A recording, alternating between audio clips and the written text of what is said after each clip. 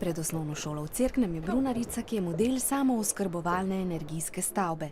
To pomeni, da se oskrbuje sama z obnovljivimi viri energije. Zgrajena je iz lesa, imamo tudi svetlobni tubus, pa tudi vremenska postaja, ki pač piše različne koliko stopinje, pa kakšno vreme je.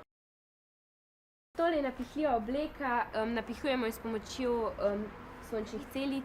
Brunarica je sicer del energetskega ekoparka ob šoli. Zraven nje pa sta tudi čebeljak in vrt ter sadovnjak.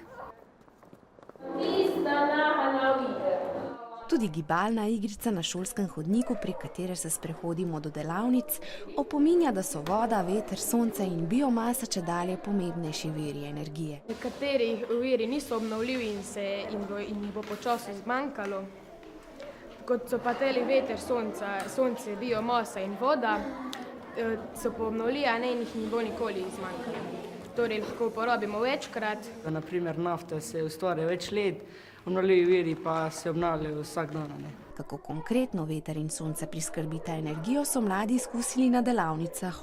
Zgoraj imamo hiško, v kateri so luči, ki so povezane na sončne celice.